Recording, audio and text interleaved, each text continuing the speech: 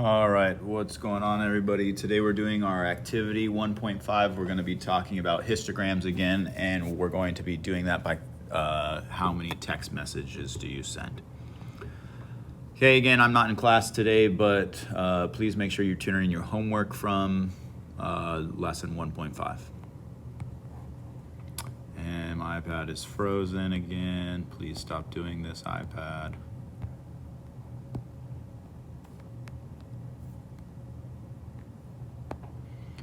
Okay, we have officially reached halfway through chapter 1. Okay, so we're going to have our first quiz on Tuesday, right? Remember, it's a 3-day weekend, it's Labor Day, so we won't have school on Monday. So when we come back, we're going to have a quiz on Tuesday. Remember, quizzes are worth 30 points. Okay, your quiz is only 5 questions, but each question has multiple parts.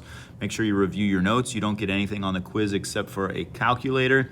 And just a reminder, you cannot use your phone app calculator. You must use a real calculator. Remember, we have the calculators at the back of the class. But in all honesty, the calculations that you're going to need are just relative frequency, and that's really easy to do. You just need to divide and find percentages. So no phone calculators, just the calculators that we have here in class. So make sure you study. Email me with any questions that you might have about the quiz.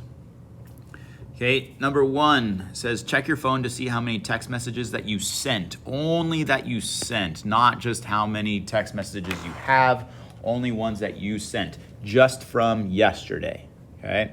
And again, activities sometimes are challenging to do with a substitute because we should collect that data. That's what this line down here is. We would create a dot plot. I went through on my messages and I sent 30.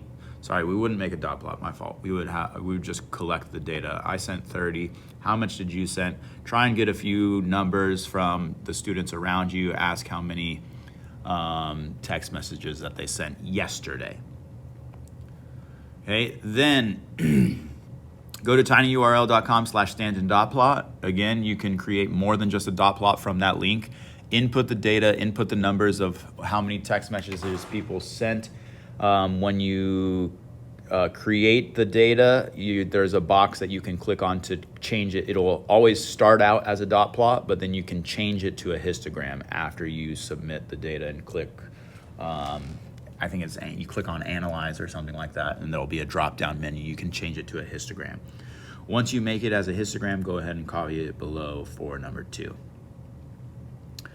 And then after you create the histogram, go ahead and complete the rest of the front side. Number 3, what percent of students in the class sent less than 100 messages yesterday? Describe what the distribution, remember the 4 categories of describing a distribution are shape, variability, center, and outliers. Okay, number 5, try changing the interval width to a smaller number, and then create that for number 5. And then for number 6, describe how did that change the shape of the distribution. Okay, remember, usually when you change the width of the interval to something smaller, it will become more detailed, but in some ways, a lot of times it also makes the overall trend a little bit less clear. So again, pros and cons. Once you complete the front side, here are your learning targets that you will write in your box on the back. Okay, to make a histogram, you choose equal interval width, you count the frequencies in each interval, you draw, label, and scale your axes, and then you draw the bars. Remember, for a histogram, there's no spaces in between the bars touch each other. The interval includes the first value, not the last number.